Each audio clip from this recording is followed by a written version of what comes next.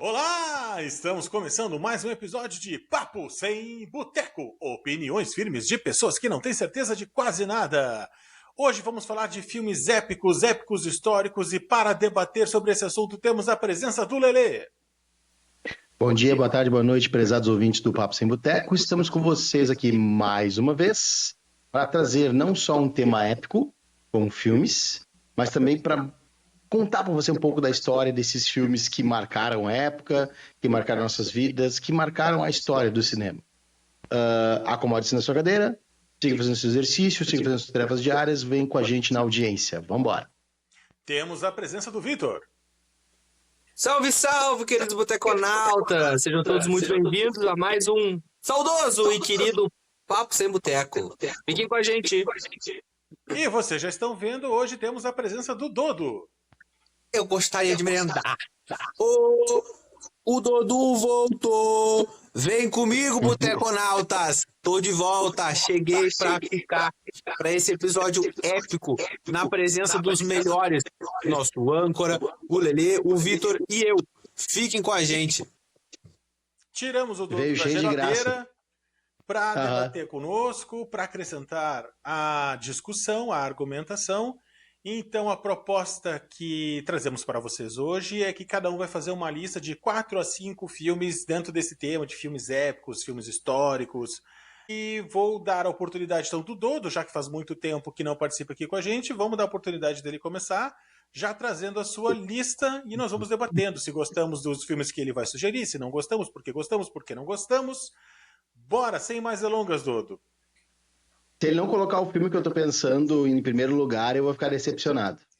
Eu sinceramente não tinha pensado em botar ordem, eu tinha pensado só em, pronto, esses são alguns dos filmes que mais me agradam dentro desse estilo, dentro desse gênero.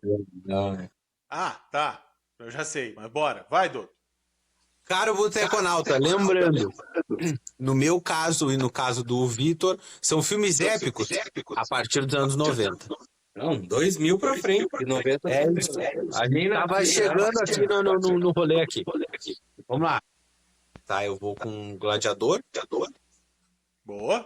que é um filme épico. Eu quero ver a cara de surpresa do Leandro e do Boteconauta quando eu falar aí. Titanic. Pra mim é... sei lá, eu vi no VHS, velho.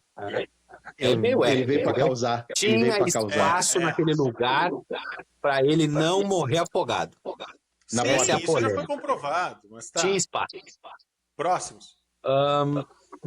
Caçadores de mitos já fizeram esse Que mito não aí. é surpresa pro Leandro, pro Leonardo e pro Vitor. 13 horas, Soldados Secretos de Benghazi. Pra mim é muito épico, eu acho muito épico, mas acho que só eu acho isso. Cruzada, O Reino do Céu. Pra mim Cruzada. é épico. E eu vou fazer uma menção honrosa do Dodo, que eu vou colocar como quinto, já que o nosso âncora disse que pode ser até 5. Eu vou colocar o Harry Potter e a Pedra Filosofal, porque pra mim, não só pra mim ele é épico, mas ele marcou uma mudança ali, né? Onde não existia esse mundo mágico aí, eu acho que a época só existia o Senhor dos Anéis, se eu não me engano, que era a Terra-média, e aí veio o Harry Potter pra trazer a introdução desse mundo mágico aí. Pra mim são esses 5, né? Bom, o primeiro Senhor dos Anéis e o primeiro Harry Potter, ambos são de 2001. Eu só não lembro exatamente os meses de lançamento. Eu acho que o Harry Potter é até anterior, ele deve ser de agosto, setembro, e o primeiro Senhor dos Anéis é dezembro de 2001. Eu vi no VHS em 2002, então, que eu me lembro, né? Questão de ordem, âncora. Por favor. Fala. Vai. Não, eu acho que eu concordo eu concordo que o Harry Potter é um filme épico, mas ele é um filme épico fantasia, não de história, que nós temos que fazer uma definição de o que a gente quer falar. Tudo bem. Assim, se são os filmes que veio à mente do todo, não sou eu que vou questionar. Eu respeitosamente discordo da classificação dentro desse gênero que a gente propôs, de épico histórico, tipo Ben-Hur, por exemplo, sabe? Esse tipo de coisa. Eu vou trocar pela lista Não, mas tudo bem, tá tudo certo. Por exemplo, nas internas, eu não lembro se foi o Dodo ou se foi o Vitor que falou em Piratas do Caribe. Eu acho que Piratas do Caribe se encaixaria melhor dentro dessa proposta. Mas tá tudo certo também, não vamos brigar por causa disso, são bons filmes. Né? Dos citados pelo do Gladiador é o concurso, né? Virou o modelo para esse tipo de filme desde que ele foi lançado. É fantástico, tá na minha lista também aqui. É do ano 2000. Esse filme deu ao Russell Crowe seu primeiro e único Oscar como melhor ator, depois em fevereiro de 2001, na cerimônia da Academia. Dirigido pelo Ridley Scott, um baita filme, né? É sensacional, né? A gente falou dele no filme, no nosso episódio sobre trilhas sonoras, e inclusive nós revemos ele recentemente, eu e a esposa, e é um baita filme, é sensacional, ele tem momentos de diversão, ele é emocionante. Baita filme, concordo. Eu acho que esse aí apareceria em qualquer lista mesmo, se for no top 5, ele teria que estar entre os 5 ali, esse teria que ser um deles.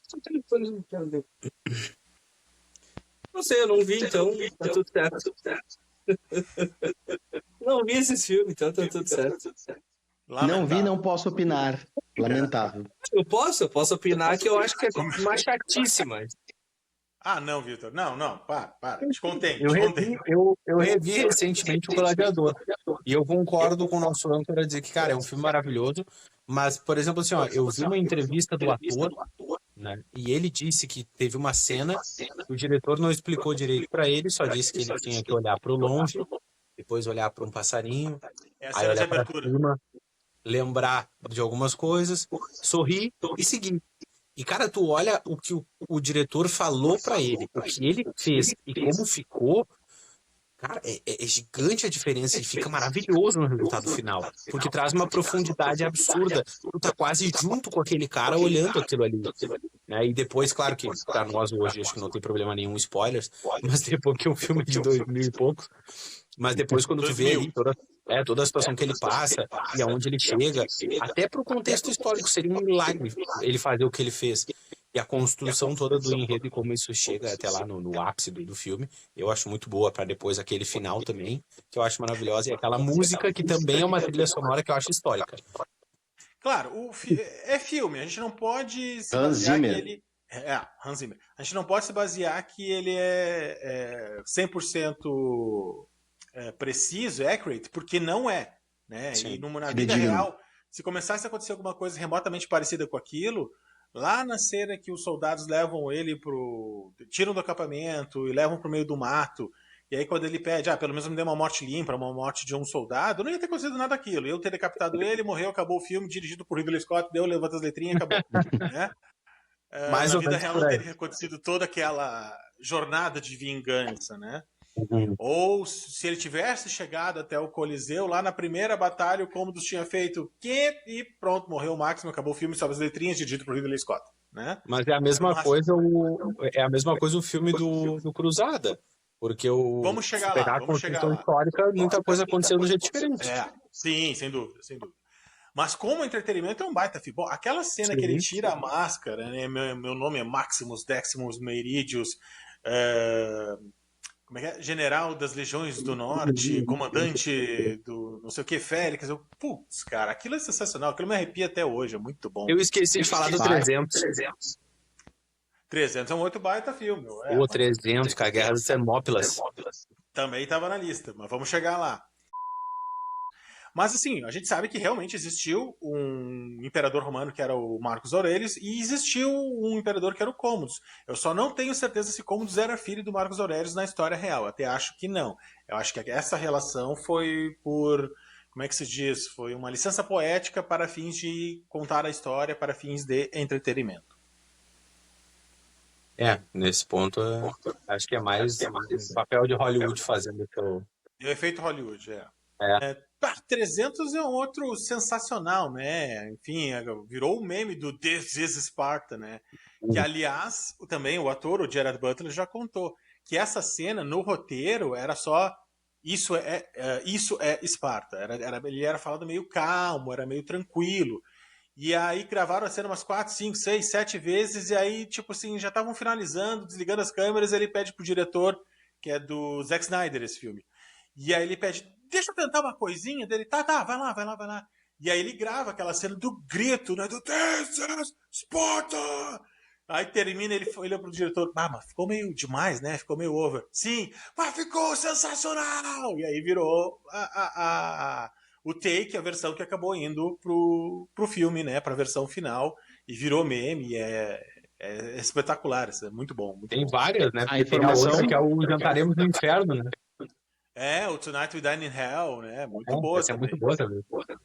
Então, o Dodo falou do primeiro Harry Potter, Gladiador, 300, Cruzada. Cruzadas. Pô, Cruzada é sensacional também, né? Um outro baita filme. Aquela interação do... Bom, não tem mais spoiler do filme que já tem 20 anos, ou quase 20 anos. Deixa eu ver, Cruzada é de 2005. Vai fazer 20 anos ano que vem. Do Balian com o Saladino. Né? Aliás, antes disso, quando ele é confrontado por um emissário do Saladino, ele vence o cara em batalha, tá pronto para acabar com a vida dele, ele decide poupar. E aí o cara diz assim, como é que é? Você vai ser conhecido, ou seu nome vai ser conhecido pelos seus inimigos antes mesmo dele o conhecer. Não é bem essa frase, mas é mais ou menos nesse sentido. Frase. É essa. Então eu lembrei direitinho. E aí depois, quando ele chega, ele encontra lá e vê que o cara é um dos braços direitos, um dos tenentes do Saladino. Eu não me lembro o nome daquele personagem que ele encontrou. Na verdade, ele é quase como um segundo no comando ali. Eu acho que ele não é bem o segundo, mas é um dos conselheiros assim, de mais alta patente ali do Saladino. Não, aquela cena lá que ele captura o rei de Jerusalém, e aí... Não, um rei não mata outro rei. Né? Aquilo é muito bom também. Guy de Lusignan. Guy de Lusignan, exatamente. Esse aí. Ele disse, né? Você não teve muito tempo com um rei para perceber isso. Você não conviveu tempo bastante com outro grande rei para saber que um rei não mata um rei. Eu acho que é essa frase também, que é muito boa. Não, mas o que pega mais daquele filme é quando eu não for mais Saladino, eu temerei pelo Islã. Não, aquele filme tem várias quando eu não falas muito tiver boas. aqui, aí vocês vão ter um problema.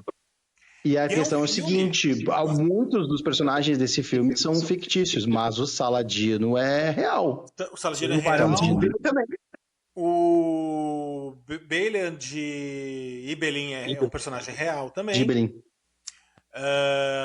Quem mais? Acho que o Guy de Lusignan é um personagem real também. Tiberius. O Rei Leproso. O Rei Leproso. Como é que é o nome? O Dodo já tinha falado para nós numa outra conversa. Balduino. Balduino, obrigado, tinha esquecido.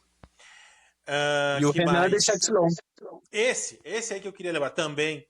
Talvez eles não tenham todos estado no mesmo lugar na mesma época. Talvez o filme tenha também tido essa licença poética de botar todos esses personagens no mesmo lugar ao mesmo tempo, que não aconteceu na história real. Mas como entretenimento é muito bom. E o filme, eu até fui pesquisar aqui, o filme se passa em 1184, ou seja, a história é uma história fictícia, baseada em fatos reais, que se passa entre a Segunda e a Terceira Cruzada. Tô falando. E mais do que isso, né? A nível histórico, e aí depois tem o Leandro aí para nos refutar a informação. Tem indícios que enquanto o Barão de Ibelin, já o Balian, estava defendendo a estrada ali, defendendo os peregrinos e tal, quando a chegada do Saladino, tinha um outro cara que estava lutando em outro lugar, segurando uma outra vertente do exército do Saladino, um exército secundário. E este cara se chama Ermo, o Cavaleiro Templário. E tem um filme também dele.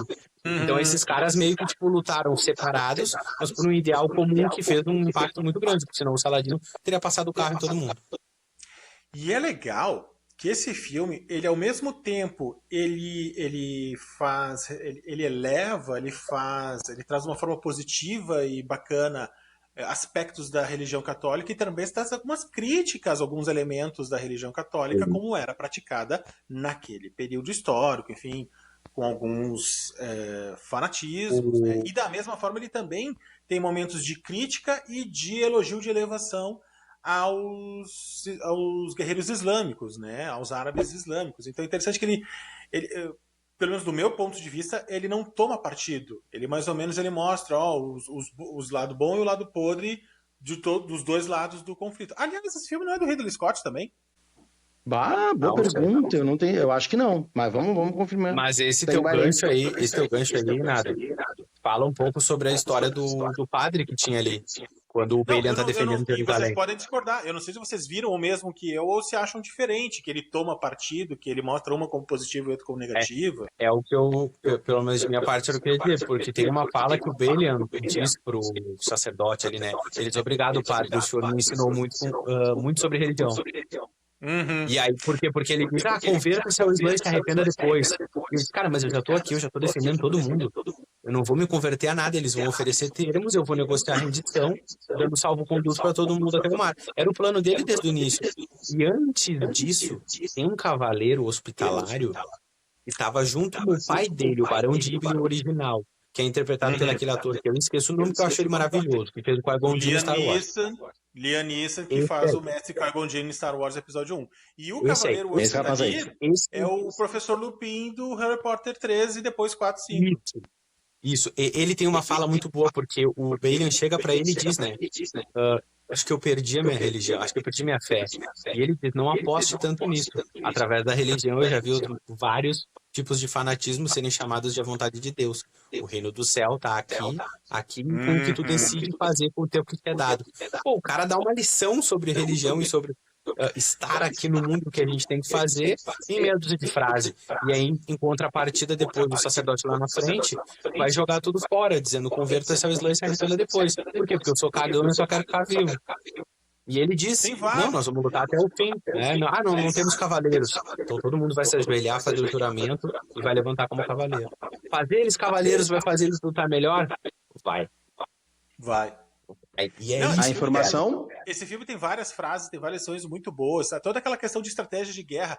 Cara, não avança rumo ao exército do Saladino. A gente tem que ficar próximos de fonte de água. Nós estamos no deserto, caralho. Ele, não, eu vou porque Deus está comigo. Um exército portando a cruz de Deus jamais será derrotado. Foi derrotado.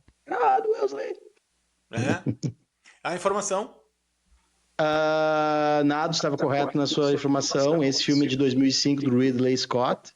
E vocês estavam falando do ator chamado David Trellis, que também fez o Professor Lupin no Harry Potter. E, inclusive, ele tem uma frase nessa cena que o Nath estava falando agora, que o Balian olha para ele e diz, tu tá indo para a morte certa. E ele diz, a minha companhia tá indo, eu tenho que ir com eles. Toda morte é certa. Eu devo dizer, eu vou falar pro teu pai, o grande cara que tu te tornou, ele já sabia que ia morrer, então, tipo assim... Né? E ele foi pra morte certa, sabe? Tipo, esse filme é fantástico, muito bom, baita filme. O King of Heaven. Esse podcast é um apoiador do IMDb, embora o IMDb não nos apoie. Se vocês quiserem, o IMDb tiver nos ouvido aí, por favor, manda aí uns royalties pra nós, tem que ser de uma assinatura grátis. Mas só para dar a informação aqui pro nosso Boteconauta, o King of Heaven, Cruzadas, ele é um 7.3 no IMDb, que é uma boa nota. E se você quiser assistir, caso não tenha assistido, se tu estava numa caverna desde 2005 para cá, nos últimos 19 anos, ele está no Disney Plus. Ou nasceu depois de 2005. O que é Pode quase ser. melhor que isso. E Gladiador tá no Amazon Prime. Falando em apoio, que tu disse que a gente não apoia, temos que lembrar que esse podcast tem o apoio, patrocínio de Ponsone Odontologia. Tá pensando em clarear os dentes para ficar bem bonitinho, fazer um clareamento, entrar o ano novo agora, festas de fim de ano, Natal, Ano Novo, bem bonitinho, bem branquinho? Procure Ponsone Odontologia na Zona Norte e na Zona Sul de Porto Alegre à sua disposição. Tem contato pelo área 51 984 75 7150. E se está precisando de aparelho, está precisando corrigir uma cárie, também todos os serviços odontológicos à sua disposição, mais de 30 anos de cuidado, e gentilmente agradecemos mais uma vez pelo apoio de Ponsone Odontologia a este podcast. Outro filme que o Dodo mencionou na lista dele é o 13 Horas, Os Soldados Esquecidos de Benghazi, que Soldados Secretos Não Esquecidos. Isso, é uma história mais recente, né? Uma história que aconteceu ali em 2003, 2004. O Dodo pode me corrigir. 2011? Não, é pós 2012. 2012. É tanto. Eu achei que era mais perto do 2012. Eles são soldados secretos de Benghazi. Eles foram esquecidos depois pelo governo americano. Pois é. Foi os 11 anos do 11 de setembro. Isso. Tá. É aí que fecha. Eu achei que era mais próximo do episódio. Bom, Todo mundo sabe do episódio do 11 de setembro de 2001, um ataque às Torres Gêmeas, a guerra que decorreu em consequência disso. E este filme, então, relata soldados que estão nessa base em Benghazi, que fica... Na Líbia. Na Líbia, obrigado, tinha esquecido. E, enfim, é uma meia dúzia... Olha, não é meia dúzia, mas eu acho que é tipo assim, uns 20 e poucos soldados que foram cercados.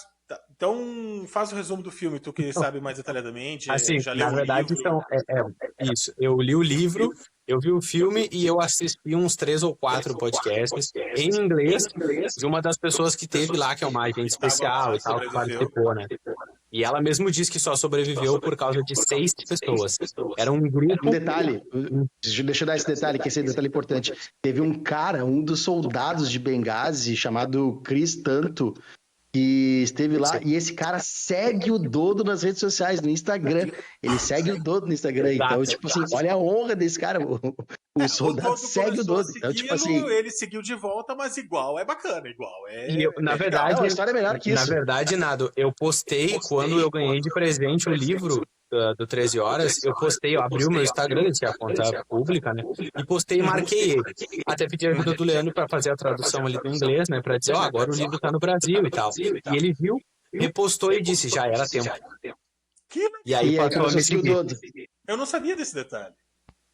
Ainda tem mais uns 2 dele que eu quero comprar, que é o The Ranger Way, que é tipo o Caminho Ranger, uma coisa assim, e o Conheça o Inimigo, que é esse livro novo que a Sarah Adams, que é a agente da CIA, fez junto com o Boom, que é o outro cara que é soldado de Benghazi, sobrevivente lá, se desmascarando os inimigos, né? Mas resumindo, partindo pro resumo do filme, é um grupo de operações especiais formado por várias pessoas de unidades de elite diferentes, um Ranger, Navy SEALs e o pessoal, acho que da aeronáutica, uma coisa assim, não me lembro, que vão fazer a proteção, que vão fazer a proteção de um posto diplomático, né, de uma unidade uma base secreta da CIA. E aí o embaixador dos Estados Unidos, à época, Chris Stevens, vai visitar um posto diplomático lá na Líbia, porque a relação, a geopolítica, né, e por aí vai. Ele é instruído a ficar na base secreta da CIA, mas ele opta por não, e ele tinha esse poder de dizer que não, e ficou no posto diplomático, que eles falaram que não era seguro. E aquele posto diplomático foi atacado por mais de 50 soldados. Soldados ou terroristas, né? Porque eles eram de uma célula que depois virou suporte do Estado Islâmico, que é a Ansar Sharia. E eles foram atacados, tocaram fogo no posto diplomático, e esses 6 caras foram enviados para salvar eles, né? Na verdade foram 5, porque um deles estava numa outra missão.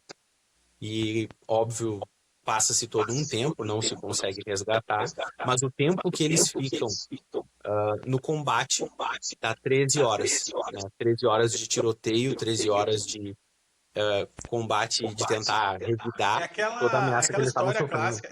É quase como o 300, é aquele grupo pequeno enfrentando um grupo muito maior, muito mais preparado, numa situação quase de sobrevivência impossível, tendo que operar milagres em termos de estratégia, em termos de resistência física, mental.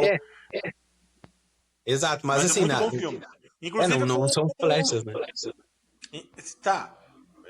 É uma breve comparação, óbvio que não é idêntico, né? Sim, sim. E é com o John Krasinski, né? Que recentemente fez uma participação especial como o Senhor Fantástico no filme do Doutor Estranho 2, O Multiverso da Loucura. AK-47 russo, morteiros e RPGs. Tudo que eles sobreviveram, fora as bombas caseiras e por aí vai. Trocando tiro. E detalhe, dos 6, 4... Se eu não me engano, 4 saíram vivos, né? E mais de 25 pessoas foram salvas por eles, né?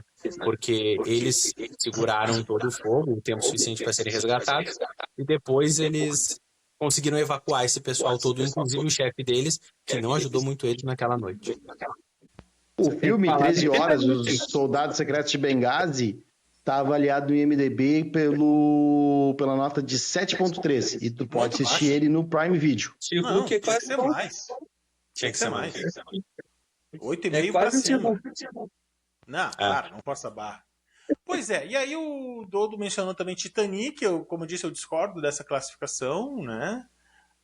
Então a história que se passou lá em 1912, 1913, que foi Não é 14? a primeira viagem, o naufrágio do Titanic. Primeira e única. Né? Primeiro e último, algumas das vezes eu me lembro bem. Spoiler, o navio afunda, né? Olha só. Se você não viu, eu ruim. Se você spoiler quiser alert. encontrar o Titanic, é só ir pro fundo do mar. Não faça isso. 1912. Olha, acertei. Spoiler, teve gente que morreu também procurando para ir ver o Titanic. É né? melhor não. No submarino da Shopee, né? E tem foto no Google, pessoal. Bom, a Shopee é que não vai patrocinar a gente mesmo depois dessa, né? Mas, enfim. Desculpa aí, Shopee. Mas então, só para cortar o clima, a informação, o Titanic no IMDb está avaliado com a nota 7.9. Acho ok, acho justo. Não, assim, deixa eu falar com toda sinceridade. A história de amor ali do Jack e da Rose, eu acho... Agora, todo o processo de recriação do navio nos mínimos detalhes, os CGIs, os efeitos práticos, a direção, figurinos, cenários, todo o resto que envolve o filme é praticamente impecável. Sim, James Cameron matou a pau ali, né? Fala agora do diretor do Avatar, fala dele. Já que a história que eu devia ter dito Jurassic Park. Titanic é muito melhor que Avatar, cara. Quer uma verdade nua e crua? É uma Titanic verdade. Titanic é melhor que Avatar. Mas não é? Ele voou no Toruk Maktu, vocês não falem do cara. O Avatar 1 é melhor que o Titanic, desculpa. Nem a pau. Bom, temos bancada dividida, 2-2. Exato, Toruk Maktu dominava o céu, não tinha medo de nada. Ele foi lá e dominou o Toruk Maktu. Porque ele não precisava olhar pra cima, na verdade o Toruk Maktu era o grande bichão do céu. Nada mais é do que os Smurfs que cresceram. Avatar é Não, tu pode alegar que o Avatar... E eu acho que o Avatar conta como filme épico porque ele é de época, mas ele é do futuro. Eu acho que ele conta como filme épico porque ele entra nessa lista.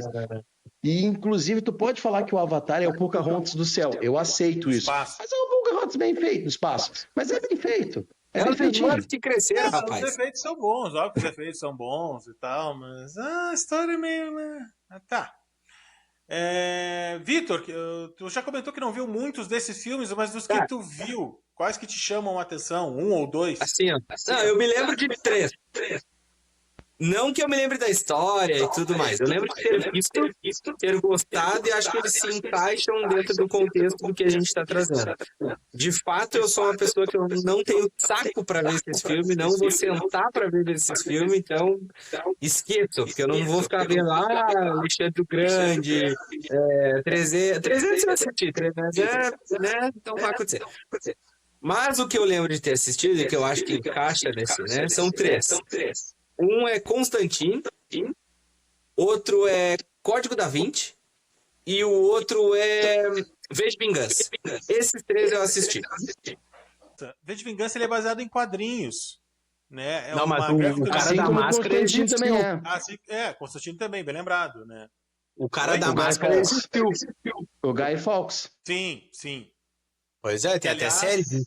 Recentemente passou, né, o dia dele, o Remember the 5th of November. Né, o 5 de novembro, né? E o V de Vingança conta essa história, então, que se passa num futuro alternativo, numa realidade alternativa, um futuro distópico, onde o Reino Unido é comandado por um governo tirânico, né, e despótico. Despótico? Déspota? Pode ser. Lembrando que o V de Vingança é baseado nos quadrinhos da Vertigo, que é do DC. Do Alan Moore? Pode ser, não Neil lembro. Gaiman? Não, Neil Gaiman não é. Eu acho que, só para fazer é que esse filme, depois do personagem, enfim, ele foi usado muito quando começaram aquelas coisas sobre ataque hacker, dentre outros. Então eu acho que Anônimos, acho que o personagem acaba ficando marcante na história, talvez não no filme como um todo, mas o personagem sim, o personagem ele é icônico. Se eu botar ele hoje, todo mundo vai achar que tá acontecendo alguma coisa muito, meu Deus, entendeu? Então, talvez seja isso. Sim, porque a informação história, ele era um revolucionário, então outros que se identificavam com esses ideais utilizaram essa iconografia. Antes de terminar esse episódio, Nada, por favor, tu fala 6 números pra nós que nós vamos jogar na Mega Sena amanhã, porque os teus chutes hoje estão excelentes. Ou a tua memória tá te ajudando, porque sim, os quadrinhos são do Alan Moore e do David Lloyd. Tá tomando ginkgo biloba e não quer falar pra nós, não é? O homem tá afiado. Ora, pronome. Tá tomando ginkgo biloba. Para acabar com as informações. É o homem... Vitor também comentou sobre Constantine, que é um filme que tem como protagonista o Keanu Reeves, que é um filme que eu gosto, cara. Eu acho um bom filme. De novo, respeitosamente, eu não sei se ele se encaixa tão bem na proposta, mas é um bom filme, né? Que conta uma história interessante. Realmente uma história de proporções, né, bíblicas, né? Porque fala sobre a briga do céu contra o inferno, né? Tem anjos, tem demônios. Não, eu ia dizer que eu acho que isso também tem muito a ver com o contexto histórico, porque muito se viu a briga, né, religiosa, do se existe o inferno, se existe o céu, a quem defende, a quem não defende. Então eu acho que, ok, talvez não para a proposta do que a gente está falando, mas eu acho que é um filme que traz sim um assunto, e não sei se ele vai se encaixar dentro dos épicos, e mais uma vez eu digo, não assisto esse filme épico, né, essas coisas assim, Napoleão, né, enfim. Mas conheço, sei que teve no cinema, mas não vou assistir. Mas eu acho que esses são filmes que trazem tópicos e pontos interessantes. Essa é a questão. E ao mesmo tempo do alívio, não sei se cômico do filme ou não, mas com contraponto, é o Papa Meia-Noite, que é um cara do voodoo. Ele tá ali guiando o Constantine, que é um cara cético, mas que combate as coisas, e ao mesmo tempo no final acaba acreditando em Deus. E porque quando ele mais precisou foi a quem ele pôde recorrer e respondeu. Então, no fim das contas, todo mundo não acredita em nada até um dia passar a acreditar em alguma coisa. Isso. E o Keanu Reeves já disse que voltaria a interpretar o Constantino, se fosse o caso. Sim, é verdade. E o outro filme que o Vitor mencionou foi o Código da Vinci, que é um baita filme, que é baseado num baita livro, que eu tive a oportunidade de ler, muito bom, do Dan Brown. Inclusive, no cinema inverteu-se a ordem, porque nos livros, primeiro tem um livro chamado Anjos e Demônios, onde surge aquele personagem do professor lá de símbolos e... Professor Langdon, interpretado pelo Tom Hanks. Exatamente. Este personagem surge neste primeiro livro, Anjos e Demônios, e depois ele lançou outro livro chamado Código da Vinci. Depois teve mais uma outra história também Inferno. Isto, que também virou filme. Que também virou filme com a Emily Clarke. Isso, exatamente. Daí no cinema eles mudaram um pouquinho. Então no cinema primeiro é o Código, depois o Anjos e depois o Inferno. Anjos e Demônios, inclusive, que tem também o Obi-Wan Kenobi, o Ian McGregor no papel do Carmelengo. Ian McGregor. Né? Mas voltando ao Código, que foi o Código da Vinci, que foi o filme citado pelo Vitor, um baita filme, muito interessante, toda aquela parte da investigação, envolvendo o Grau. Tem o Ian McKellen também, o Gandalf está nesse filme, né? É um estudioso britânico sobre o Grau, é o Sir, não vou lembrar o nome do personagem agora. Lee. Muito bom. Sir Lee. Oi? Sir Lee, foi de cabeça. Isso. Bem legal, bem divertido, como é que eu vou dizer, emocionante, aquela coisa, então ele chega lá no Louvre... rapidinho. Oi? Não, por que na tua opinião, Vitor, esse filme se enquadra como épico? Cara, talvez o Dodo saiba falar mais do que eu, mas eu lembro de que quando eu assisti, sei lá, cara, eu acho que o contexto do filme... E mais uma vez ele tem pegada em história bíblica, dentre outras coisas, que como eu falei, eu não sou o cara que fica envolto na história e tal, mas o filme me prende, é um filme que me prendeu, que me chamou a atenção. E, cara, sei lá, eu gostei do filme, então eu acho que ele encaixa dentro disso. Vamos lá, se vocês me permitem, contextos históricos, né? Uma série de coisas que envolvem o filme realmente acontecem. O estudo daquela imagem da Última Ceia, né? Dos símbolos que o personagem ali faz, né? Que é o masculino e o feminino. A sequência, aquela Fibonacci, acho que é. Os caras estudam isso. Algumas coisas são especulativas, como o Priorado de Sião, né? E outras que são comprovadas, como a Capela de Roslin, os templários estarem um pouco envolvidos nisso, embora não tenha comprovação, mas sabe que em algum momento eles tiveram uma independência e uma ascensão muito rápida. Então, cara, a influência disso tudo até hoje na igreja e o que isso poderia acarretar, óbvio que pode ser verdade ou não, a descendência de Jesus Cristo, mas se for isso, de fato pode ser o maior segredo que a gente tem hoje. Então, tudo isso envolvido na trama, trazido para a realidade dos dias de hoje, como seria isso, né? Como seria essa trama e o quanto a igreja se envolveria para tentar abafar isso, ou até simplesmente deixar morrer. Por causa da atualidade, fica fácil fazer uma mentira virar verdade e uma verdade virar mentira. Então, eu acho que ele é histórico por uma série de coisas que tem no filme que realmente aconteceram, que existiram, e outras que são especulativas, mas que de alguma forma se encaixa e faz sentido. Então, montar esse quebra-cabeça naquele enredo, que é bem interessante e te dá uma certa imersão, acho que acaba fazendo o filme ficar histórico. Eu quero a nota, Leandro. E como é que é aquela citação final da pirâmide lá do Louvre que falou pra gente no off? Na verdade, tem algumas ordens ainda hoje que existem, né? Então, os estudiosos tiraram de alguns locais, papiros, seja livros antigos, né?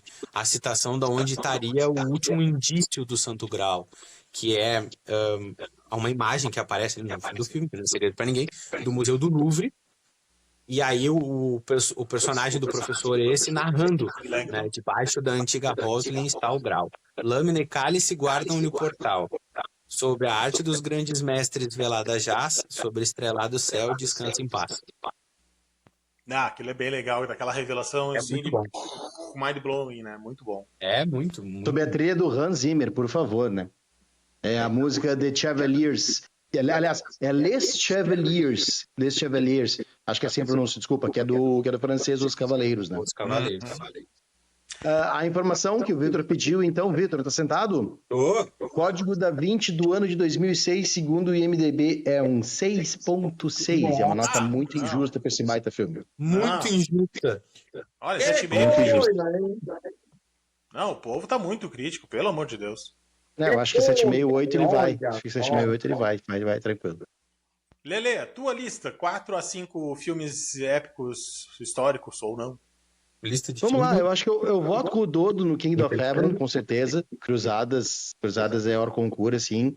Eu acho que ele senta do lado ali, ele entra na mesma prateleira do Gladiador. Sim. Eu acho que ele entra bem perto, assim, do Gladiador.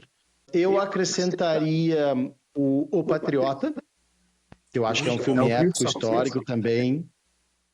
Guerra Civil Americana. Mel Gibson, Guerra de Independência. Mel Gibson. Guerra de Independência Americana.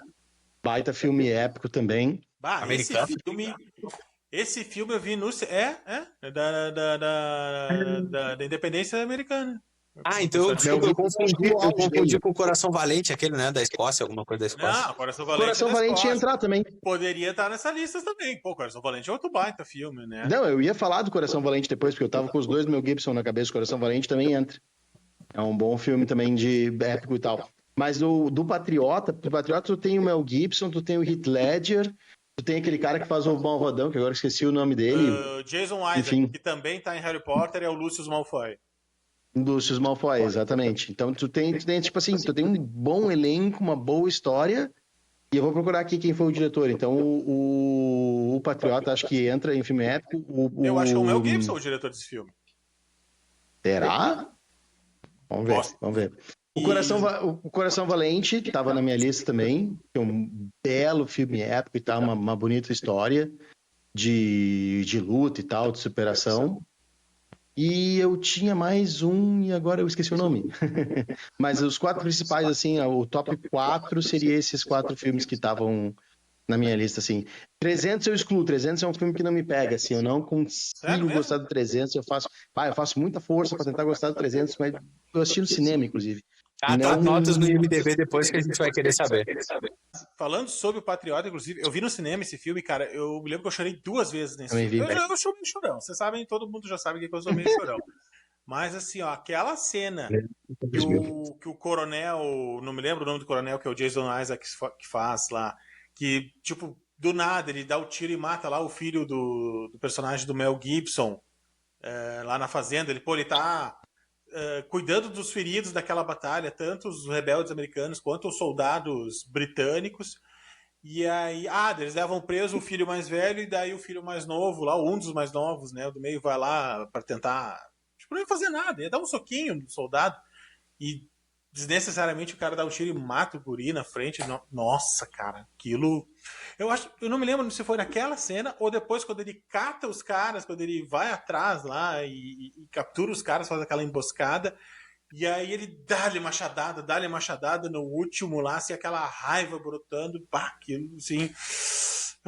Sabe? É bem no início do filme isso. Nos primeiros 20, 25 minutos do filme. Exatamente, o primeiro terço do filme. Lá do meio, eu acho, quando eles acham aquela vila onde tem a moça que é o interesse amoroso, aliás, ela se casa, né, ela era noiva, do filho mais velho, interpretado pelo Heath Ledger, e aí eles trancam todo mundo na igreja e botam fogo na igreja. E queimam a igreja.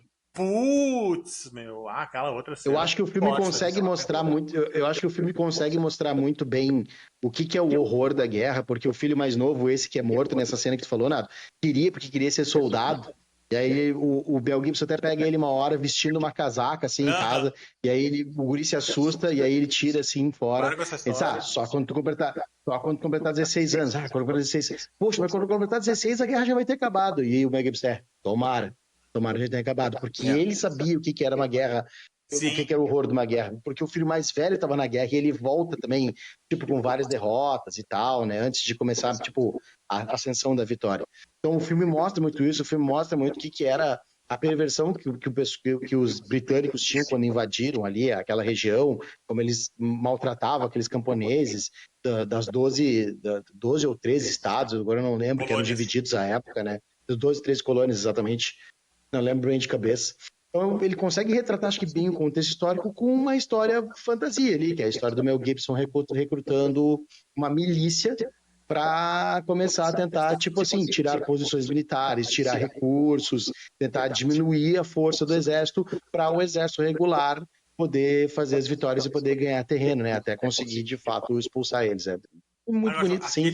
Tá muito bem. Aquele momento que ele vai lá negociar com o general, que ele chega com a bandeira branca, lá no QG do general, e diz, não, vamos negociar, né? Aí o general, o senhor quer usar a prerrogativa da patente? Quer iniciar, já que é oficial o proponente desse parlê, né, dessa conversa, e ele, sim, a não ser que o senhor queira usar a prerrogativa da patente. Sim, eu gostaria de usar a prerrogativa da patente, e aí, tipo assim, é inimigos, mas tem um respeito entre os inimigos, né? E aí ele engana o cara, né, dá uma trollada com aquela história dos oficiais que tinham sido sequestrados lá, os manequim.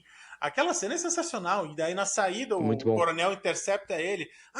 Eu lembro de você, aquela fazenda com aquele menino burro lá, ele morreu. E aí ele vira assim, tentando manter a calma. Daí, antes dessa guerra acabar, eu vou matar você. E por que esperar? Por que não agora? Não, hoje não. Em breve. Em breve, antes da guerra acabar. Putz, inclusive naquela cena, quando ele faz o primeiro ataque ao ex-comboio, quando o filho dele morre, os soldados que sobreviveram chamavam ele de fantasma, né? Isso. E no inglês, a oração do Pai Nosso pode ser falado como Holy Spirit ou Holy Ghost. Uhum. E tinha um padre que estava preso ali, da equipe dele, que estava preso junto, e ele tá rezando e tal, né? O padre tá ali preso, e aí ele olha, and Holy Ghost, e o Mel Gibson vem entrando assim para negociar a rendição dele, sabe? Bem lembrado. Tem uns trocadilhos muito bons, assim, esse filme. Então, esse filme acho que é pra mim. E é interessante como ele mostra. Tem um detalhezinho histórico que ele mostra no final, que o grande ponto de virada na Revolução Americana foi a entrada da França na guerra a favor dos americanos, porque a França é treta com os britânicos desde sempre, né? Faz 1000 anos que eles têm essa treta aí e não se resolve nunca, né? E para finalizar, eu tenho outros 2 filmes que eu queria citar como filmes épicos, então, que eu fiquei devendo. Eu acho que é um épico, assim, ele pode ser considerado um épico histórico, eu acho que é o Apollo 13, falando de filmes de Tom Hanks. E para citar mais um Tom Hanks, que o Vitor citou eu queria citar o Resgate do Soldado Ryan.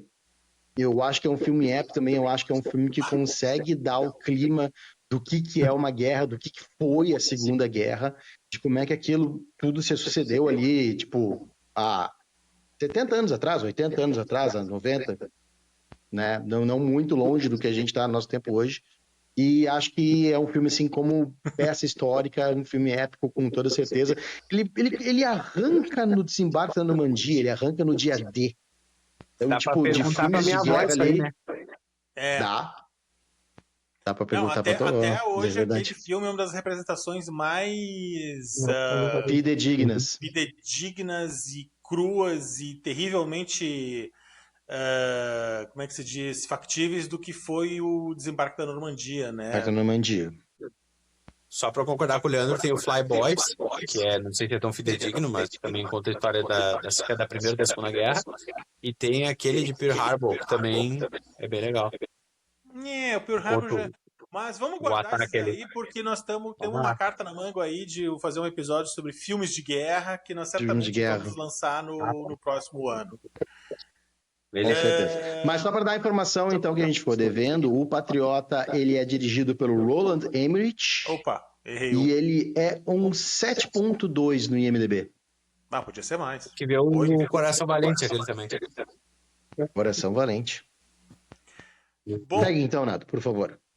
Na minha lista eu tinha o Gladiador, que a gente já comentou, né? Um filme espetacular, que aliás tem incríveis atuações, não apenas, né, do Richard Harris e do Russell Crowe, como nós já falamos, mas também temos que lembrar do Joaquin Phoenix, né, que faz o papel do Commodus, né?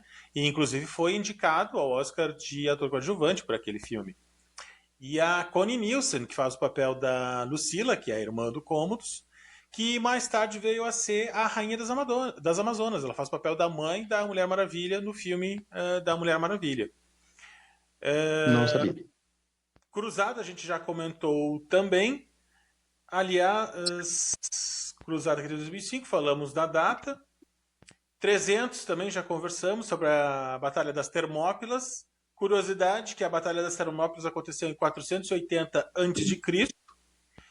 E um outro filme que eu acho que ainda não foi citado, foi muito brevemente, que estaria na minha lista aqui, que é Troia. Que ele tem um problema. Troia. Ele tem um problema que a forma como os personagens conversam entre si, ele parece um diálogo moderno, não parece um diálogo de pessoas conversando naquela época, né? Foi 1200 a.C., mais ou menos, a Guerra de Troia. Mas tirando essa imprecisão, é um outro, como entretenimento, de novo, tu não vai ver, se quer aprender história, vai ver um documentário do Discovery Channel, vai ver o History Channel, entendeu? Ou vai abrir um livro. Agora, como entretenimento, como uma peça fictícia baseada em fatos reais, bom, até porque a Guerra de Troia é baseada nos livros, né, de Homero, né? Tem a Odisseia e o Ilíada. A Ilíada e Odisseia. Que, aliás... Poema de Homero. Isso.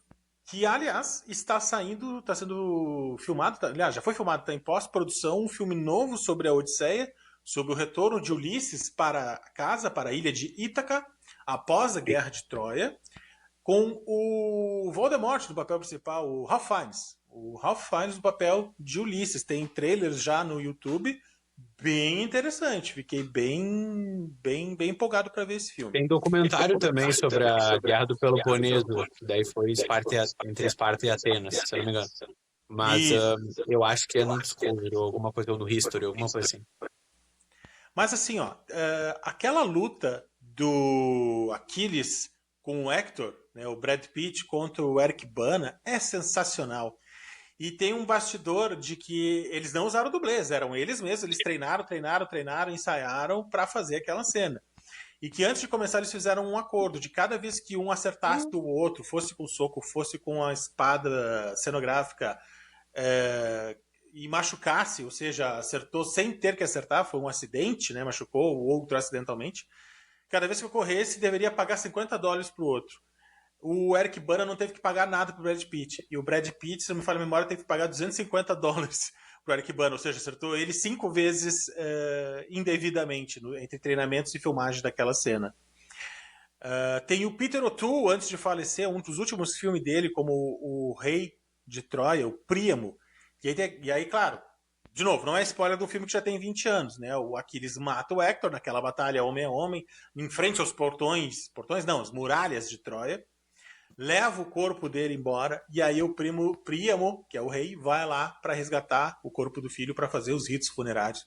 E aí ele chega na tenda do Aquiles, e Aquiles, que diabos, como é que tu chegou aqui e passou por todo o exército da Grécia e ninguém te viu? E ele, olha, eu acho que eu conheço a minha terra melhor do que os gregos. Putz, é um detalhezinho, uma falhazinha super simples, mas muito boa. Aliás, esse filme tem uma outra cena também falando sobre essa questão de religião e certos fanatismos, né? Quando os guerreiros de Troia estão se preparando para a chegada dos gregos, e aí, não, porque Apolo está com a gente, Apolo nos protegerá. E aí o Hector, assim, muito pragmático, fala, tá aí, quantos 1000 soldados o Deus Sol manda para nós? E aí o pai fica pé da vida com ele, não zombe, não, don't mock the gods, né? Não tira onda com os deuses, porque, né, haverá consequências. Enfim, é um outro filme envolvente, empolgante, de novo, é entretenimento, não é uma aula de história, né? A recriação do cavalo de Troia que eles fizeram naquele filme, eu achei muito legal, achei muito bem feito. E é um filme que conta também no elenco com o Sean Bean, né, de O Senhor dos Anéis, que é o Boromir do Senhor dos Anéis, e ele é o Ulisses, né, ou Odisseu, em Troia, de 2004. É um daqueles filmes assim, que tá passando na TV, tipo, a gente tá zapeando na TV a cabo. Tá passando Troia, vou parar, vou ver de novo. Muito bom, muito legal. Uma outra cena muito boa, quando a mãe fala com ele, quando o Aquiles está pensando, vou ou não vou pra guerra? E aí ela diz assim, se tu ficar, tu vai te casar, tu vai ter filhos, os teus filhos lembrarão do teu nome, teus netos lembrarão do teu nome, lembrarão de você, mas depois disso ninguém mais vai lembrar. Se tu for para essa guerra, provavelmente você vai morrer nessa guerra, mas as pessoas falarão do seu nome daqui a 1000 anos. Putz, é muito legal, muito... Aí resolveram dar um tendão pro nome do cara. Então tá todo mundo falando do cara até hoje, então... Na real, o nome correto é tendão calcâneo. Não é mais tendão de Aquiles? Não, esse é o apelido. Por causa que ele morreu com uma flecha no calcanhar. Tendão calcâneo. Quem quiser estudar toda essa história pode jogar o jogo Age of Mythology. E o que é engraçado, porque no filme, até a representação, ele leva várias flechas do peito, ele leva uma no pé e leva várias no peito, só que as do peito ele consegue tirar, do pé não. Então, quando encontra o corpo dele, só tinha a flecha do pé daí. Por isso que ficou a lenda de que ele morreu com uma flecha no pé. Que e tinha não uma no história peito. que ele tinha se protegido, eu não me lembro exatamente como de que forma ele tinha se protegido, só o calcanhar tinha ficado exposto, por isso que ele era o ponto fraco dele. Isso aí é a parte fantasiosa da história, né? Só para dar a informação que o Dodo pediu, o Coração Valente, do ano de 95, é um filme 8.3 no IMDb. E o Troia, que o Nath citou agora, é um filme 7.3, perdão, no IMDb. O Coração Valente fala da história do William Wallace. Do William Wallace. O Coração Valente, nada, ele é dirigido pelo Mel Gibson, tá? Acho que foi isso que eu confundi, tá? O Valente dirigido pelo Mel Gibson, não o Patriota. Isso, ganhou 5 horas, inclusive. É do William Wallace, é da guerra da Escócia, né? Para unificação ou independência da Escócia. Exatamente. Aliás, eu vi uma piada esses dias, disse que o Mel Gibson realmente odeia os britânicos, porque lutou contra eles no Patriota e lutou contra eles no Coração Valente. No Coração Valente, pois Mas então. diz que o Coração Valente tem um monte de inconsistências históricas, sabe? O William Wallace, ele não era um peasant, ele não era um camponês, ele era um nobre. Parece que ele realmente foi traído pelo Robert the Bruce, isso parece que tem uma certa verdade, mas tem vários momentos, tem vários pontos do filme que não fecham exatamente com os fatos históricos. Para fechar, vou falar do último filme épico que faltou ser citado para fechar os meus 6, que o Dodo acho que também vai gostar desse, que acho que também assistiu, um filme chamado O Último Samurai, de 2003. Esse é um filme épico de história que vale ser lembrado. Cara, eu adoro e é um filme que fala muito assim sobre honra, sobre seguir uma causa, seguir um ideal, seguir uma linha ética e tu ficar ligado a ela até o fim da vida, que é o que os samurais faziam e tal. E o Tom Cruise como o último samurai, como o cara, tipo assim, perdido ali naquele meio, incorpora esse estilo de vida e se torna o último samurai, né? Muito bom o filme. O filme tem um pouco de síndrome de Estocolmo ali, né? O cara que acaba seguindo os seus sequestradores, os seus captores. Mas assim, também, não vai aprender sobre história do Japão nesse filme, mas como entretenimento, assim, como uma história fictícia baseada em alguns fatos reais, é um baita filme. Eu adoro esse filme, eu tenho ele em DVD, claro, não tenho mais aparelho que toque DVD em casa, não, eu tenho o Play 4 toca. Mas gosto muito, eu acho a história muito boa, figurinos, a parte de... A gata tá louca aqui em casa. A parte de cenários também. O Ken Watanabe como Katsumoto tá fenomenal nesse filme. Tom Cruise está muito bem também. Gosto muito. Eu acho o filme muito bem feito. A fala final do filme, quando ele chega pro imperador e entrega a espada do Katsumoto, e aí o imperador me pergunta, me diga como ele morreu. E ele responde, primeiro eu vou lhe dizer como ele viveu. Putz, sensacional, muito bom. É muito boa mesmo. Com isso, encerramos esse episódio de Papo Sem Boteco. Muito obrigado a você que ficou até o fim, que assistiu esse episódio épico, que viveu toda essa saga com a gente. Um forte abraço, bom descanso, bom novembro e até o próximo episódio. Grande abraço, prezado ouvinte do Papo Sem Boteco. Obrigado por estar na audiência com a gente. Nos aguardem no próximo episódio. E aproveitem o máximo que puder essa primavera que está esquentando para fazer o seu exercício ao ar livre, para aproveitar aí uma piscina, aproveitar uma praia. E agora também vão começar as épocas de festas, épocas de final de ano. Nos vemos no próximo episódio do Papo Sem Boteco e até a próxima. Prezados ouvintes, acabou. E foi épico. Nos vemos numa próxima e até lá! Valeu, pessoal! Continue nos acompanhando nas redes sociais. Sigam escutando o Papo Sem Boteco e fui!